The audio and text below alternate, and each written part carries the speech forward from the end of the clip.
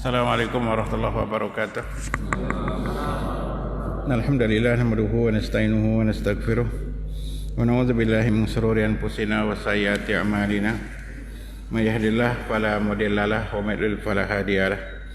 Asyhadu an la ilaha illallah wahdahu la syarika lahu wa asyhadu anna Muhammadan abduhu wa rasuluhu la nabiyya ba'da ma ba'd. Kita lanjutkan bahasan tentang sakit. Ada poin hal-hal yang membantu untuk mempersiapkan menghadapi akhirat. Jadi bab yang sangat penting, bahwa kematian itu suatu kepastian, bahwa kematian itu harus dipersiapkan, karena banyak di antara manusia salah kaprah dalam menghadapi kematian. Di antaranya yang pernah kita bahas, ada yang minta mati, putus asa dengan kehidupan ini, minta mati. Ada juga yang berani mati, dia nggak takut mati, ini juga salah. Ada juga lupa mati, ini yang banyak, gitu ya, lupa mati. Kemudian ada juga yang takut mati, serba takut, nggak mau naik kendaraan, takut kecelakaan, rumahnya dipasang satpam security, kemana-mana dia dijaga, takut mati, gitu. Kemudian yang kelima, kalau pakai masker enggak, ini protokol kesehatan. Ya, ini kalau pakai masker memang protokol kesehatan. Saya sering lupa, ya, saya sering lupa pakai masker. Maskernya juga udah habis. Sering ditegur, "Pak Ustadz pakai masker, Pak Ustadz." Iya, lupa gitu.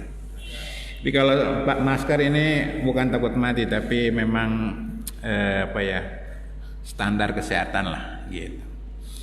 Harapan kita semoga Allah lindungi kita dari segala macam wabah, gitu.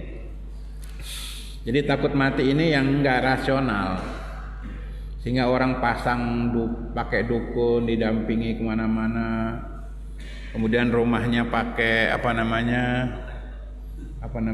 penangkal, gitu. Ini enggak benar. Nah, yang benar dalam Islam adalah ingat mati. Nah, ini dia, makanya yang hal yang membantu pertama adalah ingat mati. Ya. Nabi mengatakan aksiru dzikra hadzimil ladzat. Perbanyaklah yang menghancurkan kenikmatan, yaitu al-maut.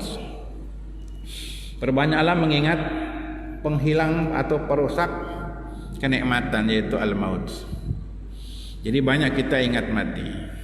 Jadi ingat mati itu diiringi dengan amal soleh. Ingat mati itu bukan sekedar dibuat-buat.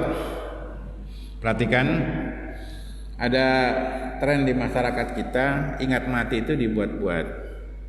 Bikin pengajian, lampu dimatikan, diputar film azab kubur, gitu.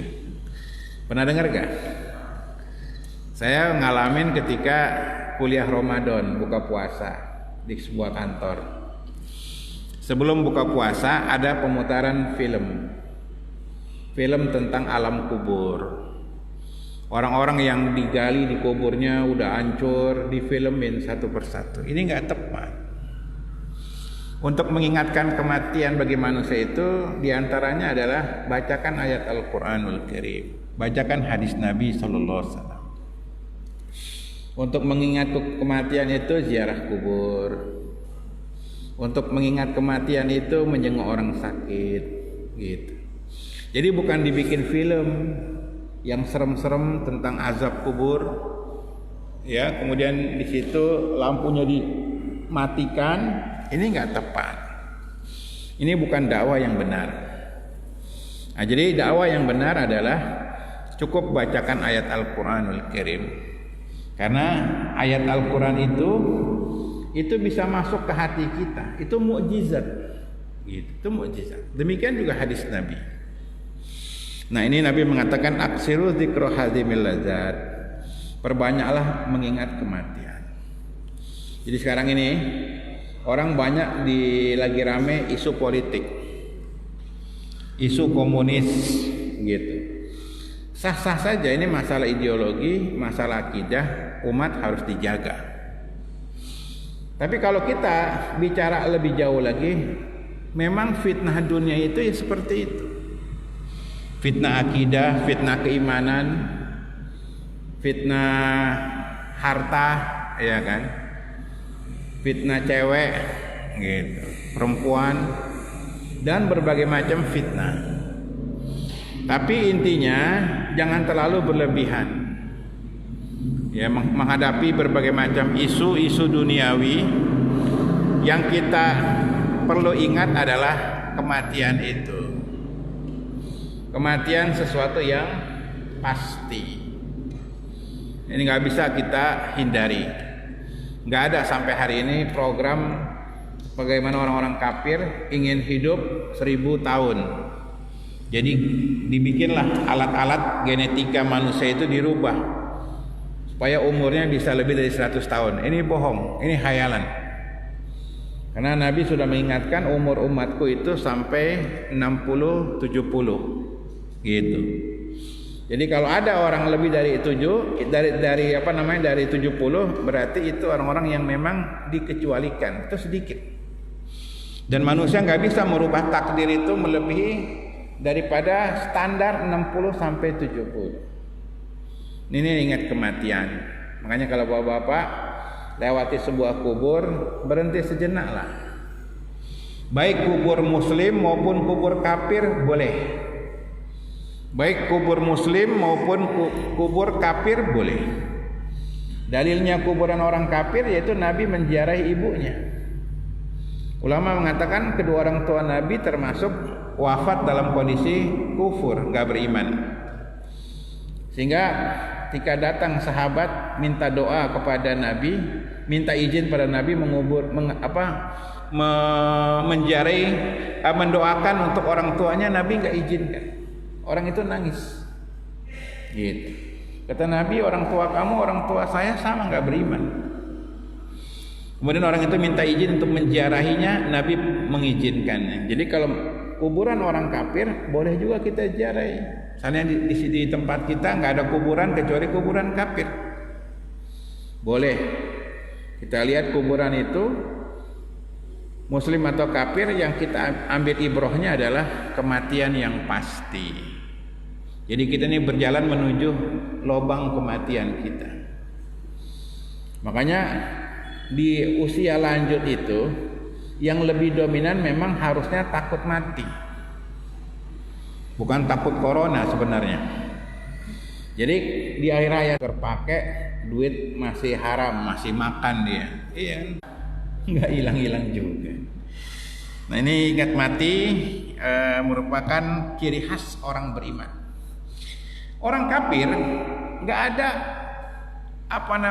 media-media ingat kematian, nggak ada orang kafir ingat kematian, nggak ada. Kenapa? Karena dalam agama orang kafir tidak punya konsep kematian. Kalau orang beriman, ketika dia bicara tentang kematian, dia bisa jelaskan. Misalkan ketika orang menjelang kematian itu ada prosesnya, namanya sakaratul maut. Datang malaikat, ya, sebelum datang malaikat maut, yaitu malaikat rahmat dan malaikat azab, yang nanti akan membawa ruh itu, dicabut oleh malaikat, gitu. Kalau orang kafir, orang fasik, malaikatnya dalam rupa yang seram. Kalau orang mukmin, malaikat dalam rupa yang baik, bagus. Gitu. Kan dalam Al-Quran seperti itu.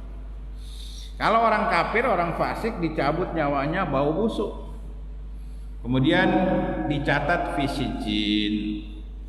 Kemudian ruh itu dikembalikan ke alam barzah, alam kubur. Gitu. Apakah ruh itu mendampingi manusia atau masuk lagi ke tubuh manusia? Ini juga ulama berpendapat berbeda. Tapi pendapat yang kuat, ruh itu tidak masuk ke tubuh kita, hanya mengiringi. Gitu. Makanya ketika dikubur itu orang diazab, ruhnya apa jasadnya? Ruhnya, jasad hanya mengikuti. Jadi kehidupan manusia ada 3 tahapan. Tahapan pertama, tahapan di dunia. Ini kita hidup, yang berperan adalah jasad kita. Kalau orang sakit, jasadnya yang sakit. Ruh mengikuti jasad. Jadi yang jasadnya yang sakit. Orang terluka, orang dianiaya, dia sakit. Yang sakit jasadnya, ruhnya tidak. Yang kedua di alam barzah. Di alam barzah yang berperan adalah ruh. Ruh yang diazab, jasad tidak. Jasad akan hancur. Walaupun memang ada kasus-kasus orang digali di kuburnya itu lagi disiksa katanya ya. Memang ada, tapi intinya yang diazab di alam barzah itu adalah ruhnya. Nah, nanti di hari kiamat yang ketiga, nanti orang dapat nikmat di surga, itu ruh juga, jasad juga. Orang di neraka, dua-duanya, jasadnya juga, ruhnya juga. Nah, terus perjalanan ruh itu, perjalanan kematian itu panjang. Disebutkan oleh Quran dan hadis Nabi. Makanya orang mukmin bisa ingat mati. Kenapa? Konsep kematiannya jelas. Orang kafir disuruh jelaskan bagaimana manusia setelah mati. Dia nggak bisa ngejelaskan, global aja. Kaum apa namanya istilahnya itu, lawannya materialisme apa ya? Kalau materialisme kan nggak percaya akhirat. Ini masyarakat yang percaya dengan akhirat, yang kemudian terbagi jadi agama. Nah, selain Islam itu, ketika mereka beriman tentang hari kiamat, tentang surga neraka, nggak bisa ngejelasin. Disitulah ketinggian Islam. Islam bisa menjelaskan perkara yang gaib. Agama-agama di luar Islam nggak bisa jelaskan yang gaib. Nasrani umpamanya, umumnya mengatakan telah berpulang keluarga kita menuju Bapak yang di sorga. Langsung sorga dia, gitu. Bapak yang di sorga. Kita enggak, walaupun kita beriman, tetap diuji. Kalau imannya bohong, imannya palsu kayak munafik, kekal di neraka, bahkan paling bawah neraka, keraknya. Innal munafiqina fi darkil asfali minan nar. Orang munafik itu paling bawah, kerak ya namanya, paling bawah. Islamnya nggak dipakai, Islam nggak dipakai, bahkan cenderung memusuhi Islam. Jadi banyak kita sekarang ini kita saksikan orang Islam memusuhi agamanya sendiri, takut sama apa namanya istilah-istilah Islam, jihad takut, khilafah takut, apa namanya, takut luar biasa itu orang, panasan, gitu ya, kejang-kejang. Gitu. Orang mengaku Muslim tapi nggak mengamalkan Islam, fasik, ancam neraka juga. Beda dengan konsep Nasrani, semua dapat apa namanya dari Yesus itu namanya, ya, apa namanya, semua dapat apa namanya, ya juru selamat, ditanggung sama Yesus. Nggak punya konsep dalam agama itu. Makanya salah satu ketinggian Islam itu, Islam bisa menjelaskan konsep akhirat. Semua agama, ayo kita diskusi. Mana yang bisa menjelaskan konsep akhirat? Ya, kalau di sebagian orang-orang itu menganggap orang yang mati itu reinkarnasi, gabung sama monyet, gabung sama macam-macam, ya, jadi masuk alam setan. Itu animisme dinamisme nenek moyang kita, gitu. orang mati jadi kuntilanak gitu. Ya Pak ya. Mitos-mitos seperti itu masih kuat. Nah, kembali dalam bahasan kita, yang bisa mengingat kematian dengan konsep yang benar cuma Islam, karena dia bisa jelasin itu fase-fase itu.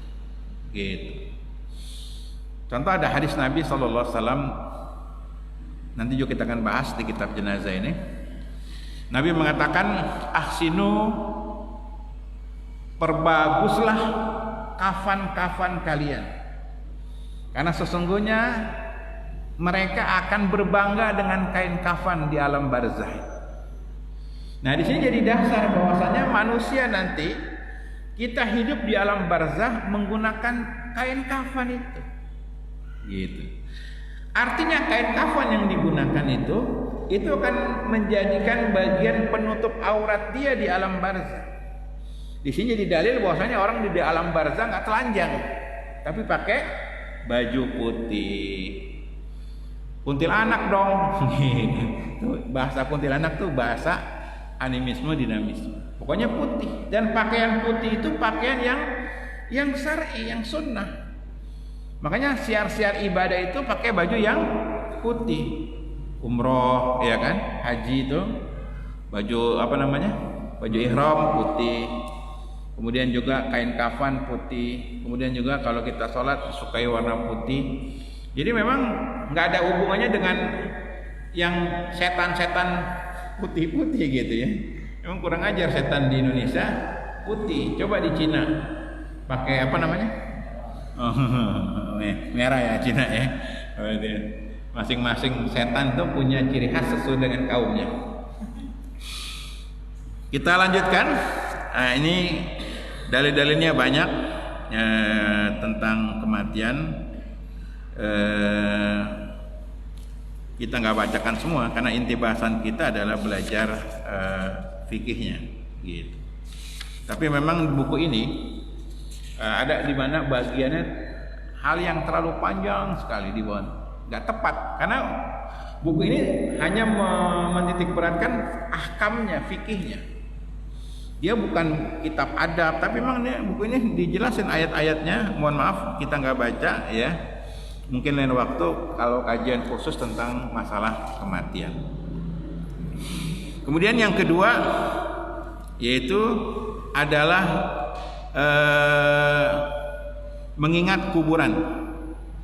Setelah kita ingat kematian, yang kedua ingat kuburan dan jasad yang telah hancur. Nah, jemaah sekalian, ingat kubur atau ziarah kubur ini termasuk membantu kita untuk mendekatkan akhirat. Sebenarnya ziarah kubur itu disukai bagi laki-laki. Perempuan ada larangan sering ziarah kubur. La'ana Rasulullah SAW zuwaratil kubur. Rasul melaknat perempuan yang sering ziarah kubur. Tapi kenyataannya yang sering ke kuburan siapa Pak? Hah? Perempuan. Mau Ramadan, Lebaran, satu suro, apalah pokoknya yang sering ke kuburan tuh perempuan. Kenapa? Perempuan emosional, perasaan.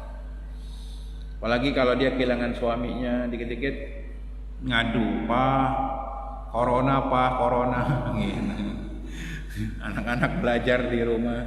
Iya gitu, perempuan tuh kalau ada masalah dia curhat kuburan suaminya. Gitu. Sebenarnya ziarah kubur itu bagus, disukai, disunahkan laki-laki. Kenapa? Karena beban laki-laki lebih besar ketimbang beban perempuan. Gitu. Beban laki-laki itu lebih besar, ujiannya besar, berat, ya kan? Ujiannya berat. Apalagi kasus sekarang ini wabah, itu ekonomi terpuruk. Banyak orang nggak siap. Negara aja nggak siap. Allah, negara nggak siap. Ya harusnya udah ada kesiapan. Paling tidak orang cari duit dalam kondisi wabah ini apa saja poin-poin untuk bertahan hidup. Gitu. Makanya dunia berontak. Udahlah, ngapain dikurung-kurung sama corona? Corona yang kagak jelas, ya enggak. Gitu. Ya. 4 bulan corona yang mati 2.000. Yang mati, jangan ODP, jangan positif, yang mati. Yang mati itu indikasinya jelas. Kenapa? Karena indikasi mati itu menunjukkan pertama dampak yang seriusnya. Yang mati 2.000. Jadi jangan lihat ODP 40.000. Wih, banyak benar nih. Itu dibikin sesuai pesanan. Tapi kematian tercatat, di RT dicatat, di RW dicatat, di TPU dicatat, nggak bisa dipungkiri kalau kematian 2.000 bagi 4 500 per hari 17, berarti yang mati karena corona 17 se-Indonesia gitu. Kita kebanyakan nonton TV sih, jadi lihat gugus, lihat yang matinya 14 ya. Makanya yang sembuh di rumah sakit Wisma Atlet nggak dikasih lihat cara pengobatannya, nggak dikasih lihat. Kalau kasih lihat makan enak, senam gitu. Wisma Atlet rumah saya Kemayoran. Kalau ke Wisma Atlet itu bisa jalan kaki. Makanya ketika wabah corona masuk di Wisma Atlet itu aman, masjid tetap buka, masyarakat biasa saja. Kenapa? Masyarakat nggak dibikin takut. Kalau masyarakat bikin takut, diusir Wisma Atletnya. Ya terakhir saya lewat situ juga, saya tanya sama teman-teman, gimana? Udah kosong, gitu. Makanya yang disosor pasar-pasar tuh, gitu. Kenapa udah kosong, udah nggak ada. Koki-kokinya udah buka masker semua. Teman-teman kemarin Ramadan menjelang Lebaran ngadain makan gratis iftar buat karyawan COVID, petugas-petugas biasa aja. Itu yang di pusat coronanya. Yang di Bekasi yang ketakutan. Main makanya. Sono. Lihat gini. Gitu. Biasa aja. Gitu. Biasa aja. Tapi standar pakai masker tetap ikutin aja. Tapi yang saya lawan itu pikiran jelek ini hilang. Standar kesehatan nggak cuci tangan, pakai masker, jaga jarak, standar nggak masalah. Tapi mindset ketakutannya itu jangan, rugi. Tangga saya tuh orang miskin, melarat, ya, udah tua memang, sebatang kara, nggak ada yang ngurus. Diponis COVID, datang orang pakai APD. Orang ngeliatin aja, udah sembuh 14 hari, ya, nggak mau pulang, sini aja dah dapat makan, ruangan enak ya kan, dipulang rumah sempit, makan dari tetangga ya kan, udah diponis COVID seumur hidup nggak apa-apa katanya. Jadi nggak usah berlebihan, antisipasi ya mencegah ya, karena seorang Kemayoran tahu benar, gitu. Bagi ketika masjid-masjid ditutup, saya menghadap ke camat. Saya datengin camatnya. Ya. Datengin, daripada ngumpet-ngumpet, datengin aja. Pak Camat, bla bla bla bla bla. Gitu. Minta izin.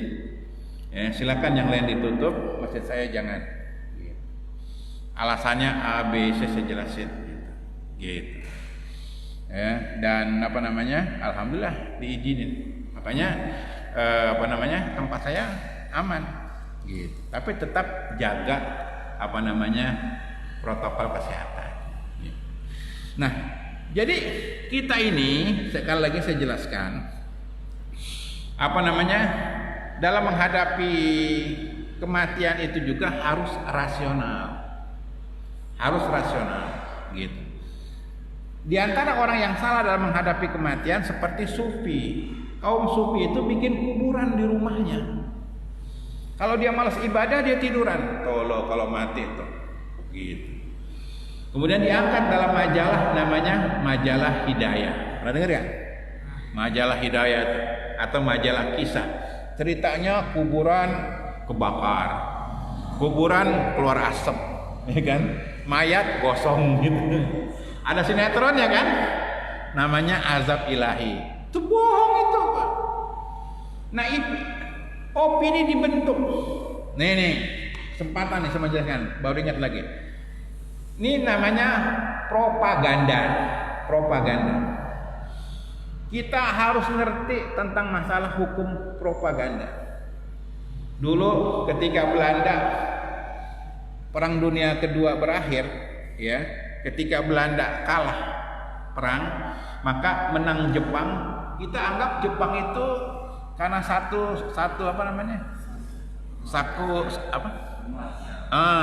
saudara satu Asia gitu. Gak taunya mereka juga dijajah juga. Sehingga beberapa tokoh kayak Hamka, ya kan, kayak Pak Karno, itu kan termasuk yang menjadi tentara kalau kita bantuan buat Jepang, karena propagandanya terkecoh. Hamka termasuk yang terkecoh, ternyata bohong gitu. Nah, ini juga film-film itu tuh, sinetron tuh azab ilahi, sampai ada orang Nasrani nanya, itu bener tuh orang Islam matinya kok serem, jadi nggak jadi masuk Islam itu gitu. Mayat gosong, mayat jatuh, ya kan, kuburan keluar api, itu kan yang meninggal Islam semua, ya gak? Kurang ajar, nggak ada agama lain. Kerekam itu orang tuh lah sinetron tuh, judulnya azab ilahi, ya kan? Ini bener Pak, orang kafir nanya, itu bener itu yang sinetron orang Islam matinya kayak gitu semua, nggak jadi masuk Islam. Itu namanya propaganda. Sutradaranya Punjabi itu orang Hindu, kurang ajar. Kita dijejalin tuh, ya kan? Mayat bau, matinya bau, ya. Kurung batangnya tulisan la ilaha illallah, Islam. Nggak ada orang kafir ceritanya. Itu namanya propaganda. Sama dulu teroris, propaganda. Ya, kita nggak bisa ngelawan propaganda. Udah bilangin itu bohong, tapi orang sudah kecuci otaknya. Di Bekasi Timur, RT salah tingkah, kita akan periksa yang ngontrak-ngontrak. Apalagi yang istrinya pakai jilbab, gitu. Yang dicurigai siapa? Si Muslim, yang jenggotnya lebat, ya kan? Kayak siapa nih? Gitu ya. Jenggotnya lebat itu masuk mall, diikutin, gitu. Karena udah kecuci otaknya bahwa teroris itu Muslim. Propaganda gitu. Nah, sekarang pun sedang dikembangkan lagi propaganda. Orang nggak siap gitu. Orang nggak siap melawan propaganda ini. Ya, jadi seolah-olah di masjid itu ada wartawannya. Asal ada yang jatuh masuk berita. Asal ada yang kejang-kejang masuk berita. Seolah-olah ada wartawan yang nongkrong di masjid. Marah kita. Gitu, lu cari duit dong, tapi jangan nyebarin fitnah. Gitu. Ya seolah-olah di masjid, jamaah tabligh positif di Kebon Jeruk. Kan saya cek langsung, bener, bohong. Kesian jamaah tabligh tuh di fitnah waktu awal-awal dulu. Bohong, media main nongkrong, sasaran empuk. Apalagi yang menyangkut umat Islam, empuk. Gitu. Akhirnya orang curigain masjidnya sendiri. Kita ngajak orang ke masjid susah luar biasa. Susah Pak, ngajak orang ke masjid, ayo ke masjid, susah. Ini disuruh pulang gitu. Sampai ada sebagian masjid nggak boleh sholat dalam, sholatnya di teras. Sama aja, kasihan sholatnya di teras. Masjidnya kosong gitu ya. Toiletnya buka masjid. Ya, jadi kalau mau ke toilet masjid buka. Ya, tapi kalau masjidnya buat sholat ditutup, lockdown. Ya, di swalayan ngantri tuh kasir tuh, mallnya buka, swalayan buka.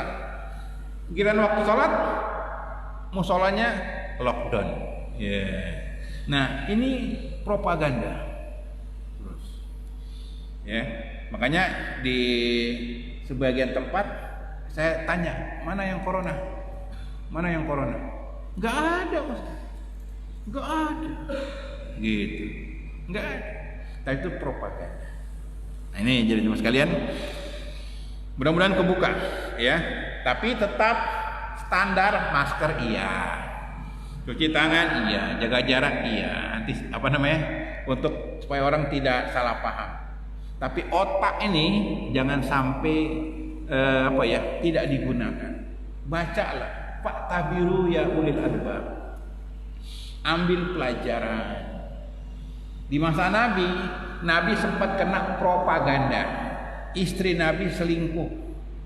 1 bulan Nabi renggang dengan istrinya. Istrinya sementara dipulangin dulu ke rumah Abu Bakar, Aisyah. Kenapa? Isu satu kota Madinah, Aisyah selingkuh. Wih. Kalau sekarang masuk koran headline gitu, Aisyah selingkuh. Wih, baca gitu. Kalau sekarang ini media sosial ya. Wih. Ternyata fitnah, propaganda kaum munafikin. Gitu. Makanya kata sahabat, siapa yang berani nuduh Aisyah, kita penggal. Gitu. Setelah turun pembersihan dari Allah, turun ayat surah An-Nur ayat 10 sampai 20 itu membebaskan propaganda itu. Gitu. Tuduhan. Gitu. Dulu juga Al-Quran menyebutkan kisah Yusuf, ya gak? Saya tanya, yang pengen ngajak berzina siapa? Yusufnya apa Julehanya? Juleha. Tapi propaganda Yusuf dituduh yang mau memperkosa, tapi kebenaran nggak bisa dihilangkan. Nah, maksud saya begini aja mas sekalian, ke depan lagi nasihat lagi untuk menghadapi kondisi-kondisi yang terjadi, jangan panik, ya, cermati, bener gak isu ini, gitu, rugi kita, dan banyak kasus ternyata hanya isu, belakangan baru tahu itu hanya isu, nggak ada. Kayak dulu 98, Amoy diperkosa, pernah dengar gak? Iya kan, Amoy diperkosa, ternyata nggak ada, bohong. Propaganda, isu, lagi kerusuhan mana sempat begituan ya kan? Bohong, nggak ada korbannya. Kalau penganiayaan ada, tapi kalau pemerkosaan nggak ada. Kita kan dilaknat sama dunia. Wow, orang Indonesia gila, kejam, masa amoy-amoy diperkosa, gitu. Hampir saja sebagian negara mau intervensi. Kirim pasukan ke Indonesia, propaganda. Nah, maksud saya belajarlah ya kayak gitu supaya nggak polos-polos banget.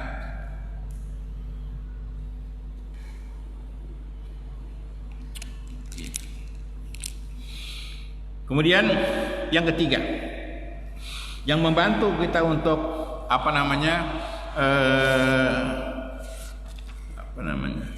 mempersiapkan akhirat adalah jangan banyak menghayal, jangan panjang amal-amal, ya, jangan panjang angan-angan, tulul amal kalau bahasa agamanya, panjang angan-angan, pengen A, pengen B, hentikan, ya. Makanya perhatikan, bagi hidup ini konsep hidup harus jelas. Nih anak muda nih, yang muda harus sukses, harus berhasil. Kalau pekerjaannya nggak menjanjikan, kerjanya di mana? Pabrik nggak jelas, gaji nggak jelas, ya, kecuali kalau perusahaan Jepang, Astra itu kan berkarir jelas. Ini perusahaan nggak jelas, ya. Bagian apa mas? Lobangin jarum, gitu. Wah susah bener dengan kerjanya lobangin. Udah buru-buru cari usaha lain, begitu. Yang saya sayangkan juga dunia pendidikan kita itu kebanyakan hanya menciptakan buruh. Padahal konsep Quran itu mengajak orang menguasai pasar. Harusnya sekolah itu sejak dini itu masyarakat anak-anak itu dikenalkan pasar. Lihat di tempat saya tuh ada SMK kerjasama dengan Samsung, disalurkannya. Jadi buruh jangan bangga. Gitu. Makanya sekolah itu anak-anak dikenalkan dunia pasar. Ini Bapak lihat, pasar-pasar. Rata-rata yang menguasai bukan orang kita, asing. Kecuali pasar Kranji itu, Padang rata-rata. Alhamdulillah orang kita. Cuman reseknya apa? Kalau pengajian tutup toko dulu. Jam 10 malam. Dia enak biasa ambil ngopi. Saya ngantuk-ngantuk. Gitu. Kalian nggak bisa apa? Tutup habis isya. Jadi pengajiannya jam 8. Ini nunggu tutup toko nggak mau rugi gitu. Orang-orang Padang itu semangatnya. Nah, kebanyakan pasar-pasar dikuasai oleh asing. Kenapa? Pendidikan dunia pasar itu kita nggak dididik. Orang kebayang pengen jadi pekerja, pengen dibayar cuma sebulan 10 juta, 20 juta paling banyak. Kalau orang main di pasar 20 juta setiap hari, bukan sepuyat kecil. Nah, harus dirubah mindsetnya. Nah, makanya yang masih muda sukses-sukses sekalian, mapan-mapan sekalian. Nanti begitu tua, dia sudah punya konsep hari tua itu hari saya untuk beramal. Banyak dia punya cadangan-cadangan amal, bikin PT, menghidupkan orang banyak, bikin usaha gitu. Jadi masa tua itu masa untuk beramal. Ini konsep hidup. Jangan masa tua nggak jelas, karena banyak orang tua-tua nggak jelas. Dan ini bahaya. Makanya yang sering berantem itu yang tua-tua nggak jelas. Berantem di masjid, berantem di masyarakat, berantem. Gitu. Tua-tua, yang tua jelas dia punya konsep. Gitu. Hari tua itu, ya bikin usaha A, usaha B, bikin sosial A, sosial B. Banyak orang-orang tua amalnya banyak. Gitu. Nah ini jamaah sekalian. Jadi jangan panjang angan-angan. Hidup itu cepat. Harus ada yang kita perjuangkan. Kalau ulama masa tua itu untuk menulis buku. Nulis buku. Dia akan dikenal dengan karya-karyanya, buku-bukunya. Nah, kita hari tua itu ada kenangan. Gitu. Ya. Makanya waktu saya ngisi pengajian dokter mata, Pak Hendra, itu saya terharu juga. Yang bikin Kirana itu, itu pendirinya itu udah nggak ada. Itu pencetusnya. Kita harus bikin rumah sakit khusus mata. Gitu. Kirana itu, karena saya ngajar ada namanya pengajian khusus dokter mata. Ya. Saya periksa gimana? Datang aja Pak Ustadz, nggak usah ngantri, buka aja, ketok aja. Kalau buat Ustadz free. Ketika diceritakan sejarah pendirian Kirana, itu saya terharu. Nah, hidup tuh kayak begitu. Usia tua itu usia memberikan kenangan. Gitu. Misalnya Bapak nih di kampung bikin sumur ya buat masyarakat 200 meter itu ke dalam itu, namanya wakaf sumur. Itu ada di hadis. Setiap orang minum, setiap hewan minum, yang mewakafkannya dapat pahala. Seperti di Palu gempa itu, semua PAM itu pipa-pipanya kan hancur, kekeringan. Orang-orang kaya mewakafkan sumur, satu lubang 60 juta. Nah, siapapun yang memanfaatkan air itu amal jariah. Itu usia tua begitu. Usia muda, makanya anak muda nggak boleh bego. Ya. Anak muda nggak boleh bego. Anak-anak muda itu bego, belanga, pelongo, nggak diarahin. Makanya saya tegur DKM, harus ada pembinaan anak muda, harus ada. Karena kalau anak-anak kecil itu ada TPA. TPA, mereka kenal agama, ada TPA, ada wadahnya membentengi anak-anak kecil. Orang-orang tua, ini pengajian nih, sepuh-sepuh nih, terbentengi. Muda nggak ada. Buat anak muda nggak ada, rentan. Makanya anak muda rusak. Buat generasi muda tuh rentan. Coba SMA, dia mau ngaji ke anak-anak nggak mungkin gede sendiri. Ngaji sama orang tua, wah ini sih ABG, angkatan babe gue, gitu. Nah perlu ada perhatian buat generasi muda, gitu. Tidak hanya agamanya, anak-anak muda itu harus dimotivasi dunianya. Ya, makanya mulai bangkit anak-anak muda itu bikin bakso bujangan, anak muda, abnormal, tempat makan kuliner, anak muda kreatif, gitu. Makanya saya ingin mengusulkan di sekolah-sekolah itu ada namanya pelajaran wira swasta, gitu. Ada pelajaran wira swasta. Jadi begitu anak keluar, dia nggak takut. Dia bisa bertahan hidup dimanapun dia tinggal, bertahan hidup. Kayak tentara, survive. Ditaruh di hutan, hidup dia. Apalagi kalau orang Sunda ya kan, buat lalapan semua itu daun. Gitu. Dia bertahan hidupnya. Gitu. Nah kita nggak punya anak sekolah begitu keluar, pelongo ya kan, bingung aja. Pengedar narkoba akhirnya. Nah ini yang ketiga, jangan panjang angan-angan. Hidup itu jangan menghayal. Harus pasti.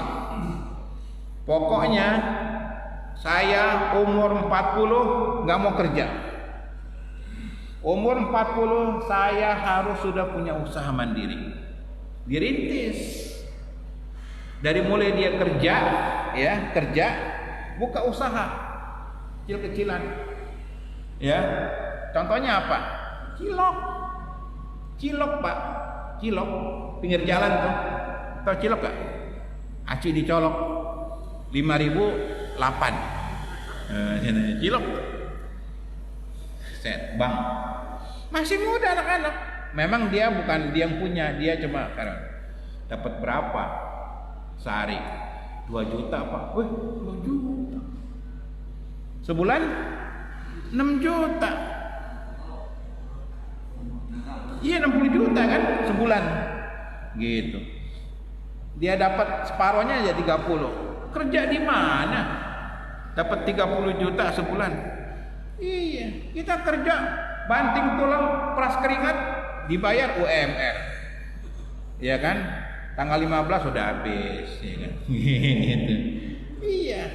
Nah, ini yang harus ada anak-anak punya konsep. 40 tahun saya harus haji.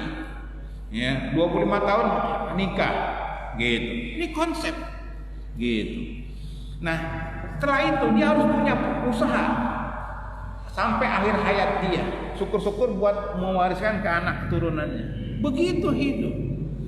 Nah, usia-usia senja saya ingin dekatkan ibadah pada Allah, banyak amal. Iya. Itu yang Rabbana atina fid dunya hasanah wa fil akhirati hasanah wa qina adzaban. Bangkit. Saya ingin ke depan remaja-remaja itu, remaja-remaja itu jadi apa ya? Seperti pemuda masa kemerdekaan dulu.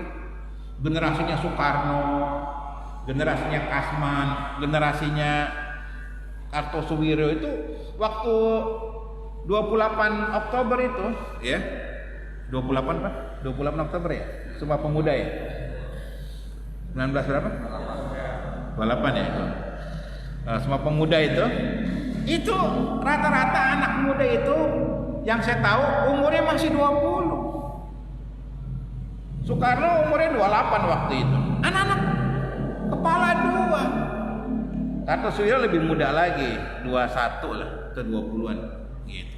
Dan beberapa tokoh. Padahal waktu itu kan kondisi susah, tapi memang orang-orang itu otaknya luar biasa. Nah di Indonesia ini Pak, saya lihat banyak anak-anak itu memang kemampuannya cerdas, cuman nggak diasah, cuman nggak disalurkan oleh masyarakat kita. Sebagian datang ke rumah saya dari Jepang itu, S3 gitu. Saya bilang, ngapain kalian tinggal di Jepang? kalian ilmu kalian dimanfaatin sama Jepang. Disinilah bangun negeri kalian. Kita nggak dihargai Ustadz, itu problemnya. Padahal otaknya cerdas. Yang nemuin 4G aja, jaringan 4G, orang kita masih muda, gitu. Orang Bandung, gitu. Nah, nih bapak-bapak, mohon maaf ya Pak ya. Kalau bisa nanti pulang ya ada anaknya atau cucunya, ayo kita ke masjid, gitu. Kita pengen tanganin betul anak-anak muda, Bang. Yang tua-tua udah bantu doa saja. Tua-tua untuk diisuin sama coronanya takut luar biasa. Kalau anak muda revolusioner. Oh gitu ya Ustaz? Iya, makasih Ustaz. Saya ceramah kemarin di Kuningan tuh. Jadi gitu Ustaz ya, saya terangin A, B, C dan seterusnya, pengalaman saya, analisa saya. Makasih Ustaz. Gitu. Iya.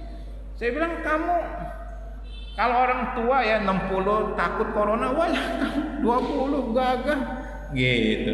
Kemakan isu juga, gitu. Anak-anak muda kita butuh yang revolusioner, cara berpikirnya canggih, berani. Nah, kita butuh karena ke depan perangnya lebih besar lagi, perangnya propagandanya lebih besar lagi. Kita butuh orang-orang yang punya jiwa yang semangat yang bagus. Ya, tapi intinya poin yang ketiga ini bahasan kita adalah jangan terlalu banyak angan-angan. Ya. Apalagi yang udah tua, udahlah ya, banyak ibadah di masjid At-Taqwa. Apalagi At-Taqwa ini udah bagus ya Pak ya. Mudah-mudahan yang berinfak, yang jadi donatur ini rezekinya ditambah oleh Allah Subhanahu wa taala. Ya, makin bagus lagi insyaallah. Demikian subhanakallahumma bihamdika. Assalamualaikum warahmatullahi wabarakatuh.